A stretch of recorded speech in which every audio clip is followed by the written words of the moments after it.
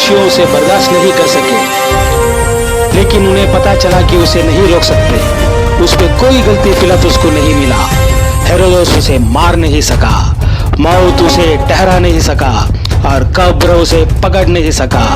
वही मेरा राजा है, यीशु, यीशु, यीशु।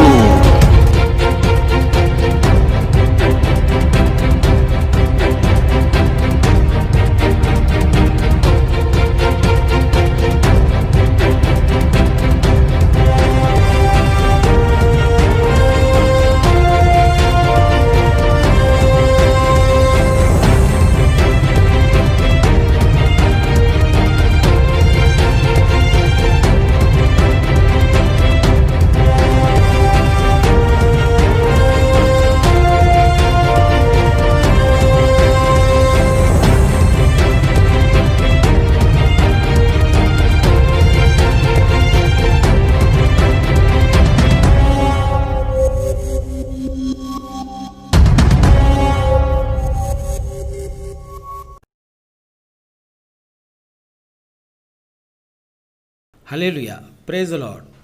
हमारे प्रभु यीशु मसीह के परमेश्वर और पिता का धन्यवाद हो, जो दया का पिता और सब प्रकार की शांति का परमेश्वर है। वह हमारे सब क्लेशों में शांति देता है। हमारे पिता परमेश्वर और प्रभु यीशु मसीह की ओर से तुम्हें अनुग्रह और शांति मिलती रहे। हम पिछले 4 सप्ताह से विपत्तियों पर काबू कैसे पाएं इस विषय पर चर्चा कर रहे हैं। पवित्र शास्त्र इस विषय के बारे में क्या कहता है, ये हम गहराइयों से देखते हुए आ रहे हैं।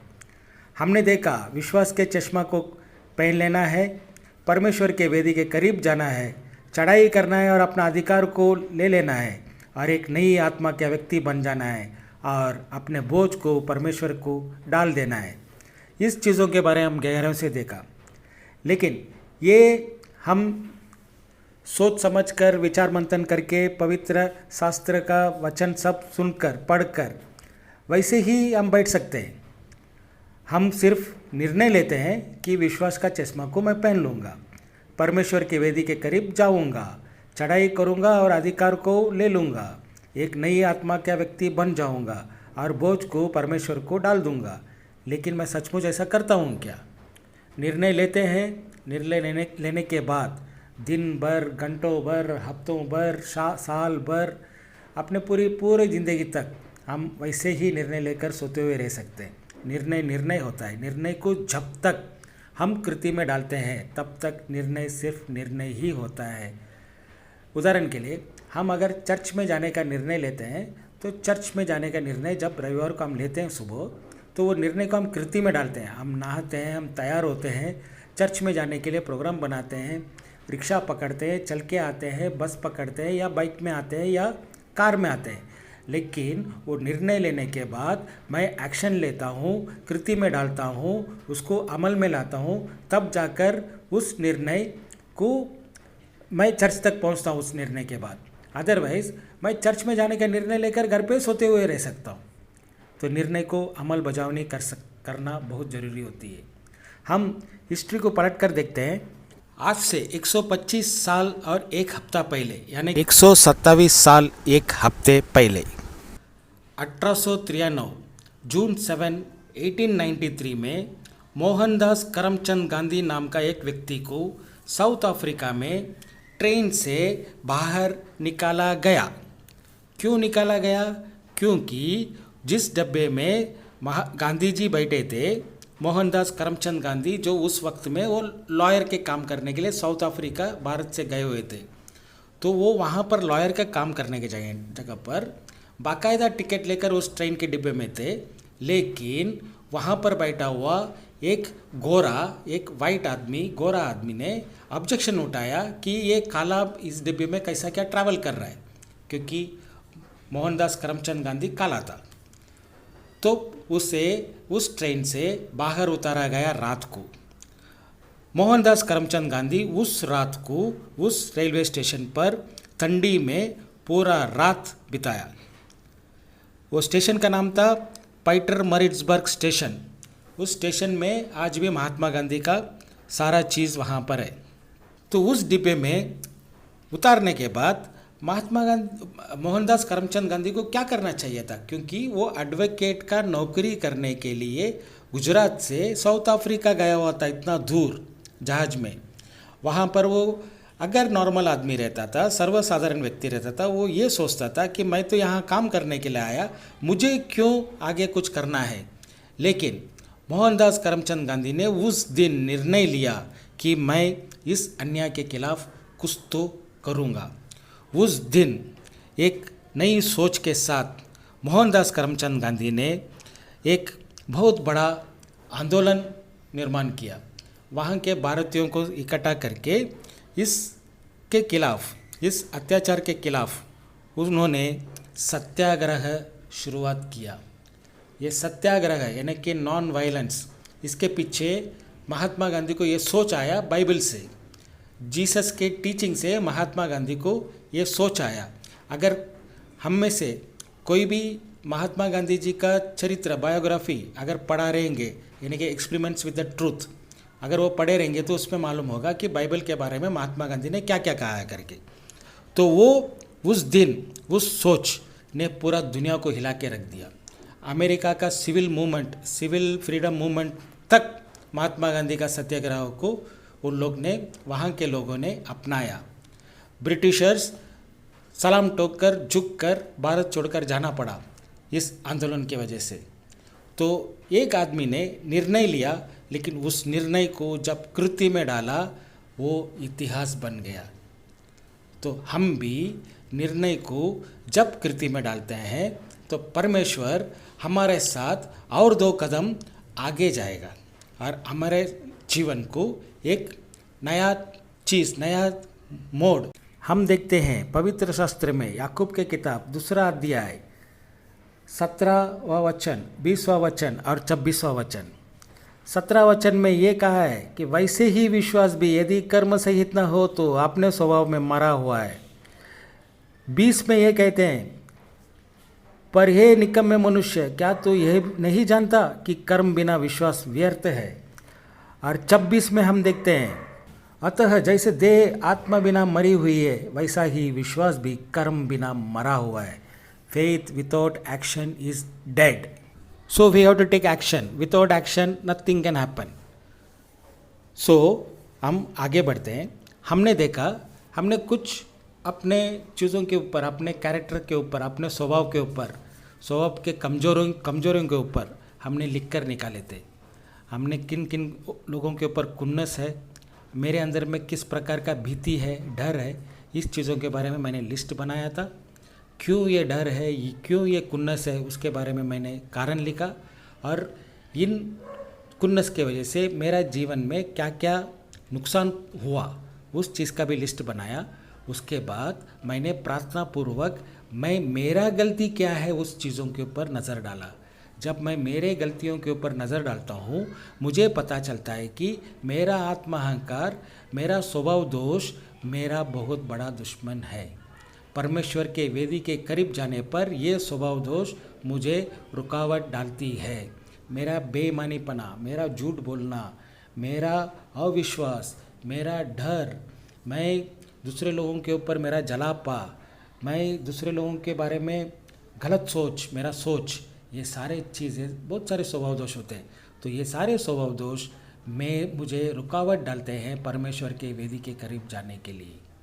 परमेश्वर ने ये कहते हैं कि तू जैसा है वैसा मेरे पास आ, लेकिन मैं सिर्फ चर्च में संडे टू संडे मुकावट पहनकर आता हूँ, हंसी के चेहरे के साथ, बीबी के हाथों में हाथ डालकर आकर मैं बताता हूँ कि मैं बहुत खुश हूँ, सब कुछ सही तरह से चल रहा है, लेकिन कुछ भी सही तरह से चलता नहीं रहता है। हम मुकावट पहनते हैं। We play a double role. I want to show myself to the world a different person and within me I am a different person। तो जब तक ये मुकावट अगर दूर नहीं होता है तो हम परमेश्वर के पास नहीं जा पाएंगे। परमेश्वर को मेरे अंदर पे मैं ले नहीं पाऊँगा। उद्धार पा चुका हूँ, परमेश्वर के ऊपर मेरा विश्वास है, यीशु के नाम पर मेरा विश्वास है, यीशु के नाम से सब कुछ होता है, इस पर भी विश्वास है, लेकिन मेरा जीवन में अपयश है। क्यों? क्योंकि परमेश्वर ने जो क्रूस पर बलिदान देकर हमें एक शैतान से लड़ने के लिए, शैतान से जीतने के लिए, शैतान को कुचलने के लिए जो ताकत दिया है, वो जो पावर दिया है, उसे मैं इस्तेमाल नहीं कर पाता हूँ, क्योंकि मेरा विश्वास मरा हुआ रहता है, कृति मैं नहीं करता हूँ। Faith without action is dead. Abraham ने विश्वास किया और परमेश्वर के पूरे शरण में गया और परमेश्वर के ऊपर पूरा विश्वास के साथ चला, कृति किया, तो उसका क्या हुआ? He became the father of many Nations.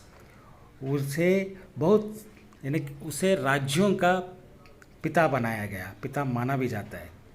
जब योना परमेश्वर के शरण में चला गया, परमेश्वर के साथ चलने का निर्णय लिया और कृति किया और प्रार्थना किया, तो परमेश्वर ने उसे पूरा शहर उसके साथ, उसके हाथ पे दे दिया। जब पौलुस ने निर्णय लिया, शरण में गया, प्रार्थना किया, परमेश्वर ने उसे सारा देश के साथ, सारा दुनिया के साथ बात करने के लिए उसे ताकत दिया, जिसके वजह से हम नई करार में पौलुस का लिखा हुआ बहुत सारे पत्र हमें देखने को मिलता है। जब परमेश्वर इन लोगों के साथ इतना कुछ कर सकता है, तो हमारे साथ भी उससे भी ज़्यादा करेगा। हमें विश्वास चाहिए, हमें निर्णय लेना है, विश्वास का चश्मा पहनने का हमें निर्णय लेना है, वेदी के करीब जाने का हमें निर्णय लेना है, हमारे अधिकार को ले लेने का, और हमें एक नई आत्मा का व्यक्ति बनने का और बोझ को डाल देने का निर्णय लेना है। इस निर्णय को लेकर सोते हुए नहीं बैठना है, हमें आगे बढ़कर एक्शन करना है।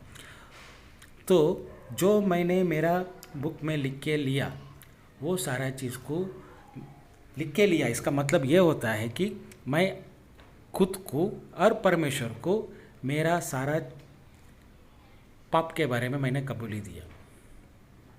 तो सिर्फ मैं जानता हूँ और परमेश्वर जानता है मेरे अंदर पे क्या क्या है, मेरा पाप क्या है, मेरा स्वभाव दोष क्या है, ये सारा चीज़ परमेश्वर जानता है और मैं जानता हूँ, दूसरा कोई व्यक्ति नहीं जानता है।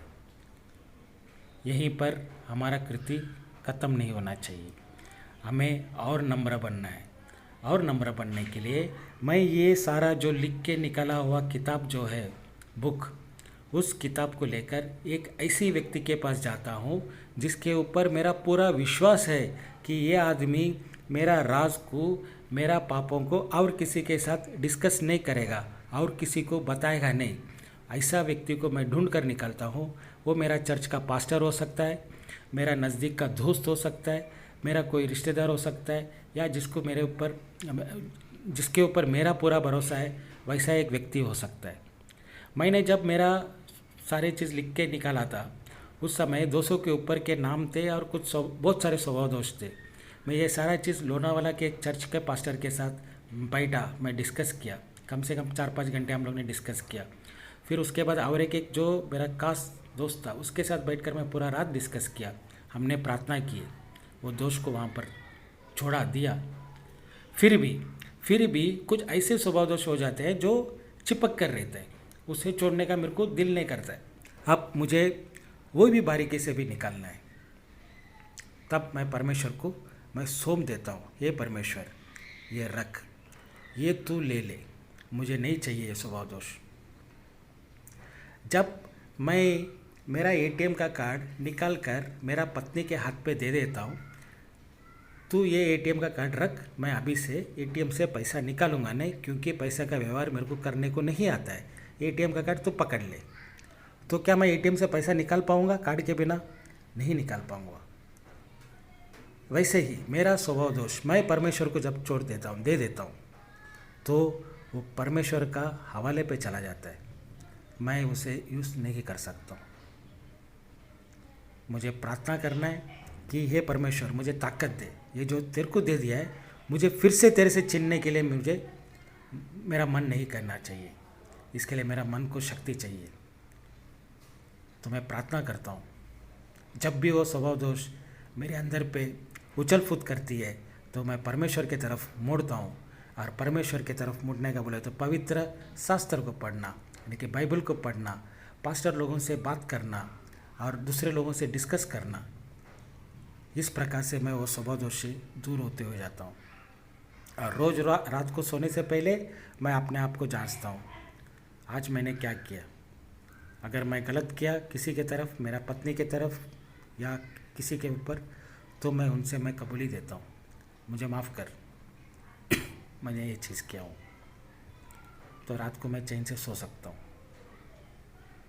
क्योंकि परमेश्वर के साथ रिश्ता निभाना, परमेश्वर के साथ करीब से चलना, ये परमेश्वर ने जब आदम और हव्वा को जब क्रिएट किए थे उस टाइम पे उनको दे दिया। परमेश्वर उनके साथ चलता था, उनके साथ रहते थे, उनके साथ बातचीत करते थे।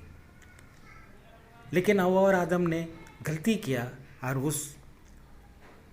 वो जो लग्जरी था उस लग्जरी को खो डाले। वो चीज़ पीढ़ी पीढ़ी तक भुगतते हुए आए रहे। क्योंकि विश्वास का फाउंडेशन एकदम मजबूत होना है। यीशु मसीह ने इस सत्य को एक अच्छी पैराबल के द्वारा हमें बताया। दो मनुष्य घर बनाने के लिए निर्णय लेते हैं और उसमें से एक ने इस निर्णय लिया कि मैं मेरा घर नदी किनारे बनाऊंगा, जहां पर मिट्टी इजीली मिल जाएगी। बाकी जो भी सामग्री है घर बनाने का, वो सारे सामग्री वहीं आसपास ही बहुत कठिनाई उठाए बिना इजीली मिल जाएगी, तो वहाँ घर वह बनाता है। दूसरा जो व्यक्ति था वो तकलीफ का रास्ता अपनाया। उसने पहाड़ के ऊपर, पत्थर के ऊपर घर बनाने का निर्णय लिया और उसे दिन लगा, महीने लगे, क्योंकि सारा सामग्री को नीचे से पहाड़ के ऊपर तक लेके जाना पड़ता था। फाउंडेशन उसका वहाँ पर मजबूत बना और वो घर उसने बहुत दिनों के बाद अच्छी तरह से बनाया।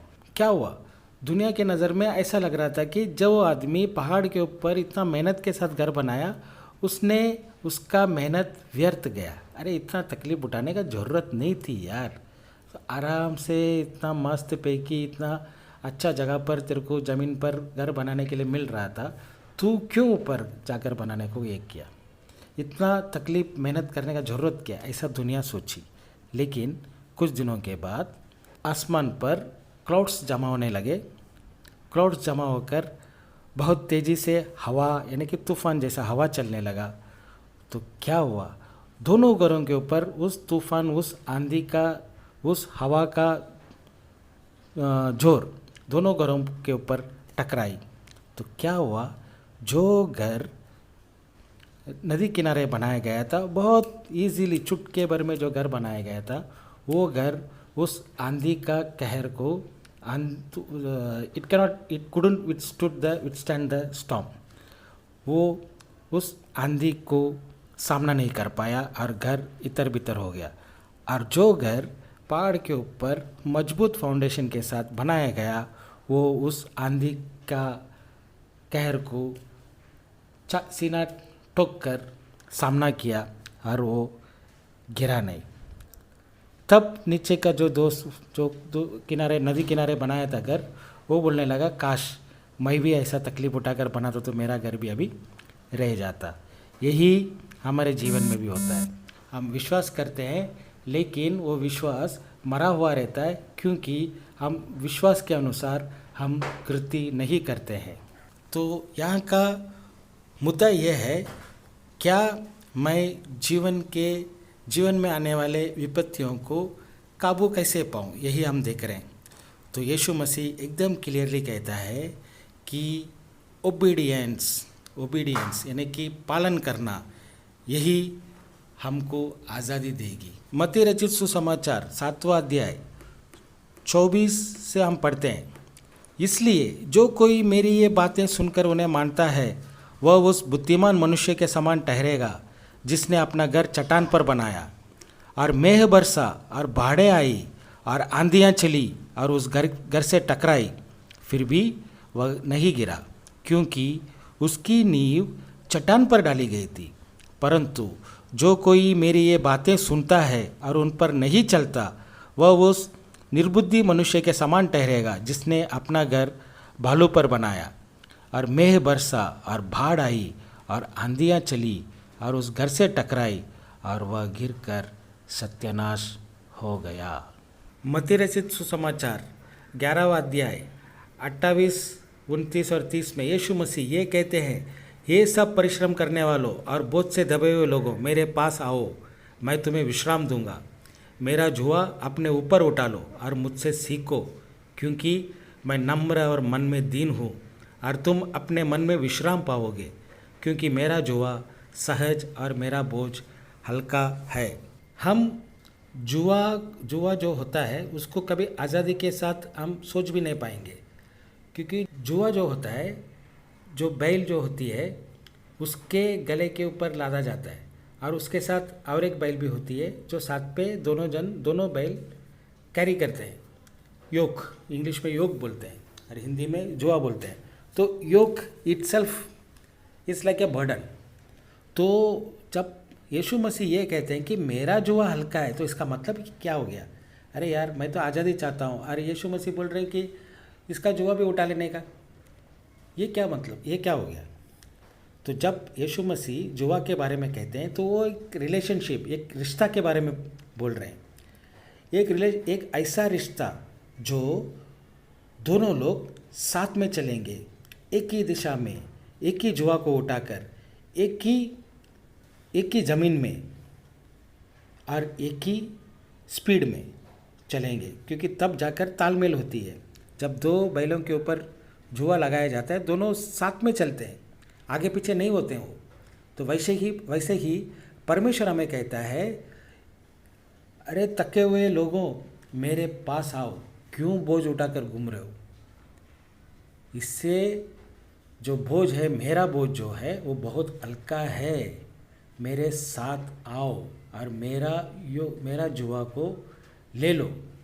इसका मतलब यीशु मसीह का जुआ को मैं जब लेता हूँ तो मैं परमेश्वर के साथ चलता हूँ, क्योंकि मेरे साथ परमेश्वर मेरा कंधे के साथ कंधे पे कंधे लगाकर परमेश्वर यीशु मसीह मेरे साथ चल रहे हैं, मुझे रास्ता दिखा रहे हैं जो दिशा में परमेश्वर चल रहा है। क्योंकि परमेश्वर का जुआ मेरे गले के ऊपर भी है, तो मैं परमेश्वर के साथ ही चलता हूँ। मैं यहाँ वहाँ मुड़ने का कोई चांस नहीं है। इसका मतलब ये है कि मैं टोटल आज़ादी पे हूँ, क्योंकि परमेश्वर मेरा रक्षक बन गया है। परमेश्वर मुझे दिशा दिखा रहा है, परमेश्वर मुझे लेके जा रहा है। तो मैं कहीं पर भी, किधर पे भी गिरने का या आपत्ति में पड़ने का सवाल ही नहीं आता है। हमारे सोच में आज़ादी का मतलब ये होता है कि मैं मेरा इच्छा के अनुसार चलना, मेरा इच्छा के अनुसार मेरे अंदर पे आयु ही निर्माण किया गया इच्छाओं को पूरा करना, मेरे हिसाब से चलना, इसी को मैं आज़ादी समझता हूँ।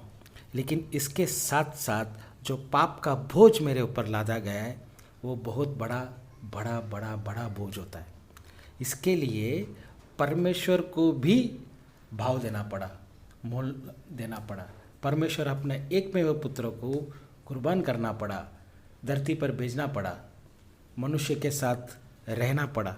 जब हम रियल में आज़ादी जब परमेश्वर के क्रूस में पाते हैं, लेकिन उसी के साथ वो ख़त्म नहीं होता है, क्योंकि धरती पर, इस दुनिया पर ऐसे ताकतें होती है जो हमारा पाया हुआ, परमेश्वर के द्वारा पाया हुआ आज़ादी को छीनने में और बहकाने में पूरे इस पे शैतान के फोर्स के साथ लगे पड़े रहते हैं।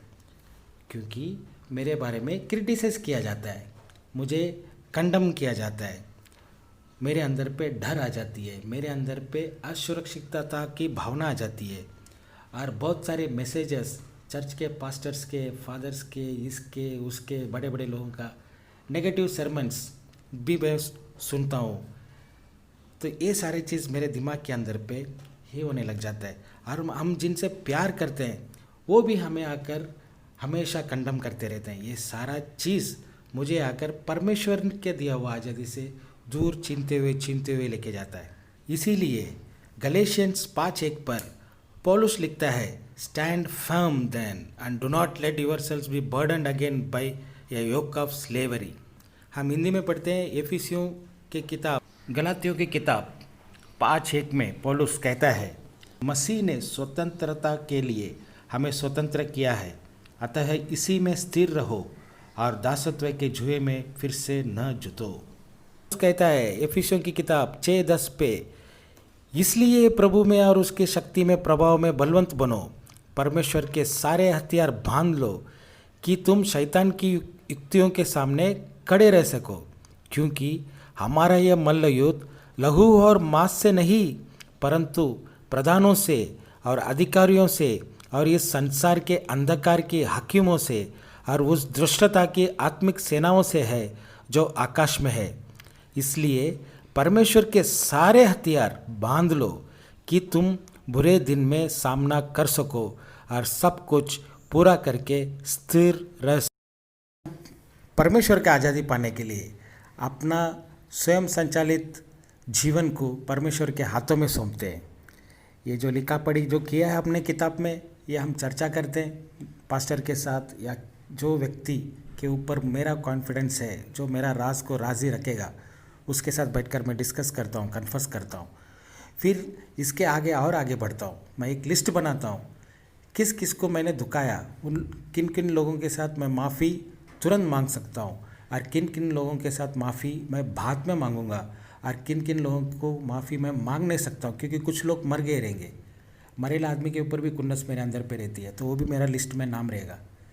तो मैं लिस्ट बनाता हूँ और जिन जिन लोगों के साथ मैं माफ़ी तुरंत मांग सकता हूँ, उन लोग के पास जाकर मेरा गलतियों का कबूली कर मैं उनसे माफ़ी मांगता हूँ।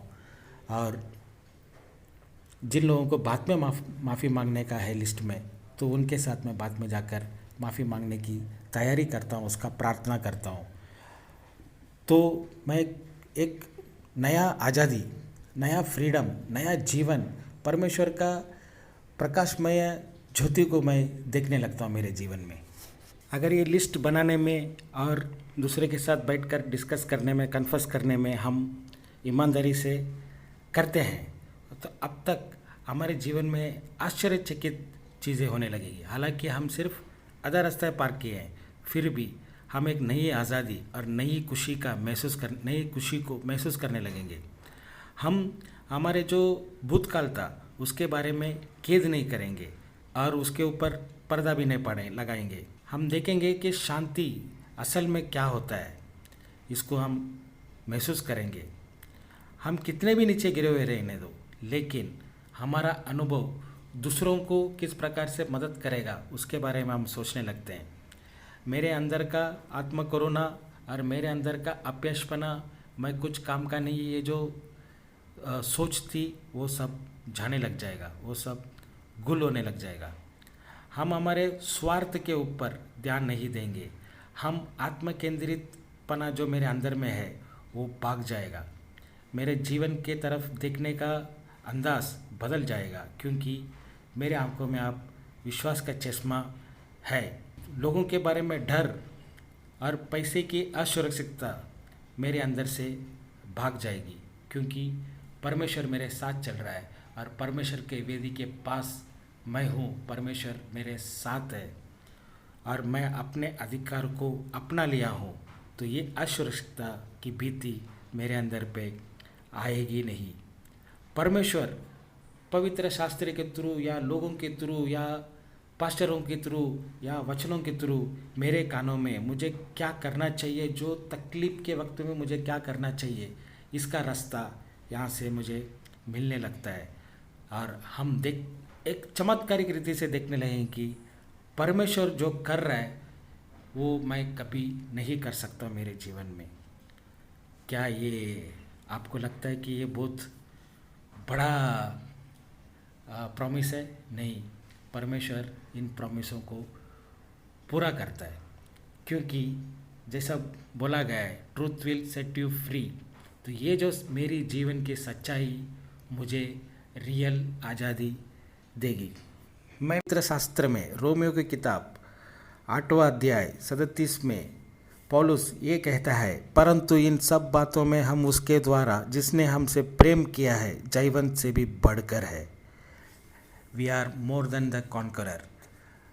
और इस चीज़ को हम भूल जाते हैं कि हम जयवंत से भी बढ़कर है। हमें जय देने के लिए बहुत बड़ा मोल परमेश्वर ने दिया है, इसे हम भूल जाते हैं। हमारे पहचान को हम भूल गए, हमारा परमेश्वर असली है, हमारा परमेश्वर जीवित है, हमारा परमेश्वर जयवंत है, हमारा परमेश्वर क्रूस में अपना सब कुछ देकर जय पाया है, मौत से जय पाया है, शैतान से जय पाया है, बीमारी से जय पाया है, हमारा सारे पापों का अपने अंग बदन पे लिया है और उसका जय पाया है। तो हम उनके बच्चे हैं, उस परमेश्वर का बच्चे हैं, उस शेर के बच्चे हैं, तो हम भी शेर है। हमारा पहचान फिर से हमें लेना है, हमें डर डर के जीना नहीं है, हमें पाप की दुनिया में जीना नहीं है, हमें कंडम्ड वर्ल्ड में जीना नहीं है, हमें दुनियादारी में रहना नहीं है, हमें देखना है परमेश्वर। हमारा नज़र परमेश्वर की तरफ होनी चाहिए। हमारा जुआ, परमेश्वर का जुआ हम हमारे कंधे में लेना चाहिए।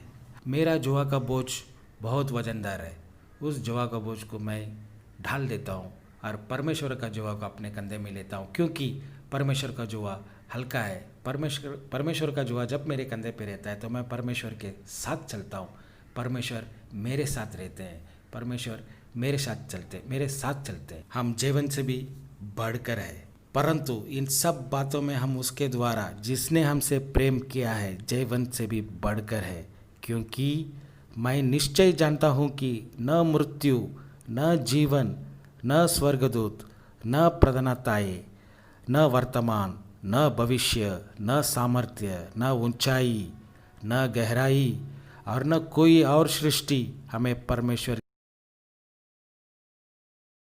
Hallelujah, praise the Lord. मैं ये आशा रखता हूँ कि ये वचन जो भी हमने सुने सीखे वो आपको आशीष दे। अगर आप इस बाइबल स्टडी को कंटिन्यू करना चाहते हैं, कंटिन्यू रखना चाहते हैं, तो आपका कमेंट्स ग्रुप में ज़रूर भेजिएगा, नहीं तो यूट्यूब में अपने कमेंट्स ज़रूर दीजिएगा, तो हमें प्रोत्साहन मिलेगा। हमारे कुछ चेंजेस करना है तो हम चेंज कर पाएंगे। इसके लिए मैं आशा करता हूँ कि आप लोग आपके कमेंट्स हमें भेजेंगे। Thank you, God bless you.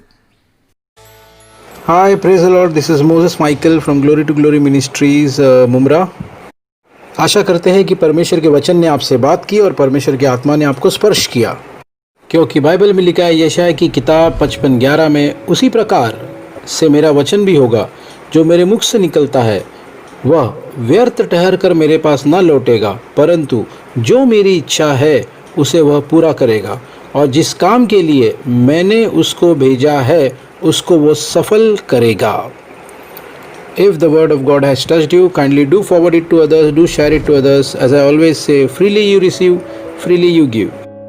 आप इसको एज इट इज़ उठा के अपनी या दूसरी कलीसिया में प्रचार करें, लोगों में प्रचार करें। There are no copyrights in God's kingdom, क्योंकि ये परमेश्वर का वचन है और परमेश्वर का वचन जिंदगियां बदलने की पूरी सामर्थ्य रखता है। Thank you and God bless you.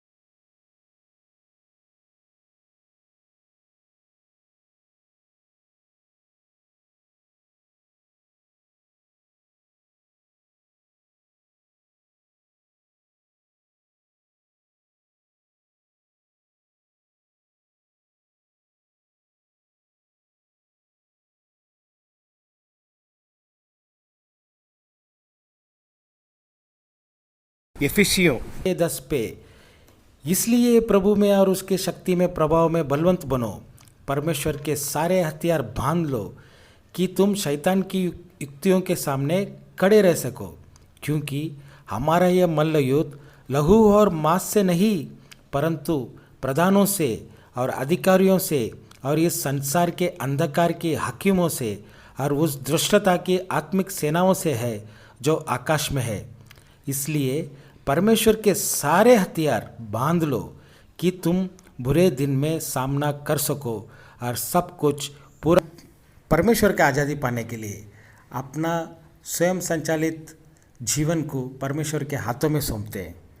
ये जो लिखा पढ़ी जो किया है अपने किताब में, ये हम चर्चा करते हैं पास्टर के साथ, या जो व्यक्ति के ऊपर मेरा कॉन्फिडेंस है, जो मेरा राज को राजी रखेगा, उसके साथ बैठकर मैं डिस्कस करता हूँ, कन्फर्स करता हूँ। फिर इसके आगे और आगे बढ़ता हूँ, मैं एक लिस्ट बनाता हूँ किस किस को मैंने दुखाया, उन किन किन लोगों के साथ मैं माफ़ी तुरंत मांग सकता हूँ और किन किन लोगों के साथ माफ़ी मैं बाद में मांगूंगा और किन किन लोगों को माफ़ी मैं मांग नहीं सकता हूँ, क्योंकि कुछ लोग मर गए रहेंगे। मरेला आदमी के ऊपर भी कुन्नस मेरे अंदर पे रहती है, तो वो भी मेरा लिस्ट में नाम रहेगा। तो मैं लिस्ट बनाता हूँ और जिन जिन लोगों के साथ मैं माफ़ी तुरंत मांग सकता हूँ, उन लोग के पास जाकर मेरा गलतियों का कबूली कर मैं उनसे माफ़ी मांगता हूँ। और जिन लोगों को बाद में माफ़ी मांगने का है लिस्ट में, तो उनके साथ मैं बाद में जाकर माफ़ी मांगने की तैयारी करता हूँ, उसका प्रार्थना करता हूँ। तो मैं एक नया आज़ादी, नया फ्रीडम, नया जीवन, परमेश्वर का प्रकाशमय ज्योति को मैं देखने लगता हूँ मेरे जीवन में। अगर ये लिस्ट बनाने में और दूसरे के साथ बैठकर डिस्कस करने में, कन्फर्स करने में हम ईमानदारी से करते हैं, तो अब तक हमारे जीवन में आश्चर्यचकित चीज़ें होने लगेगी। हालांकि हम सिर्फ आधा रास्ता पार किए हैं, फिर भी हम एक नई आज़ादी और नई खुशी को महसूस करने लगेंगे। हम हमारे जो भूतकाल था उसके बारे में खेद नहीं करेंगे और उसके ऊपर पर्दा भी नहीं लगाएंगे। हम देखेंगे कि शांति असल में क्या होता है, इसको हम महसूस करेंगे। हम कितने भी नीचे गिरे हुए रहने दो, लेकिन हमारा अनुभव दूसरों को किस प्रकार से मदद करेगा उसके बारे में हम सोचने लगते हैं। मेरे अंदर का आत्म करुणा और मेरे अंदर का अपयशपना, मैं कुछ काम का नहीं, ये जो सोच थी वो सब जाने लग जाएगा, वो सब गुल होने लग जाएगा। हम हमारे स्वार्थ के ऊपर ध्यान नहीं देंगे, हम आत्म केंद्रितपना जो मेरे अंदर में है वो भाग जाएगा। मेरे जीवन के तरफ देखने का अंदाज बदल जाएगा, क्योंकि मेरे आंखों में आप विश्वास का चश्मा है। लोगों के बारे में डर और पैसे की असुरक्षितता मेरे अंदर से भाग जाएगी, क्योंकि परमेश्वर मेरे साथ चल रहा है और परमेश्वर के वेदी के पास मैं हूँ, परमेश्वर मेरे साथ है और मैं अपने अधिकार को अपना लिया हूँ। तो ये असुरक्षितता की भीति मेरे अंदर पे आएगी नहीं। परमेश्वर पवित्र शास्त्र के थ्रू या लोगों के थ्रू या पास्टरों के थ्रू या वचनों के थ्रू मेरे कानों में मुझे क्या करना चाहिए, जो तकलीफ़ के वक्त में मुझे क्या करना चाहिए, इसका रास्ता यहाँ से मुझे मिलने लगता है। और हम एक चमत्कारिक रीति से देखने लगे कि परमेश्वर जो कर रहा है वो मैं कभी नहीं कर सकता मेरे जीवन में। क्या ये आपको लगता है कि ये बहुत बड़ा प्रॉमिस है? नहीं, परमेश्वर इन प्रॉमिसों को पूरा करता है, क्योंकि जैसा बोला गया है, truth will set you free. तो ये जो मेरी जीवन की सच्चाई मुझे रियल आज़ादी देगी।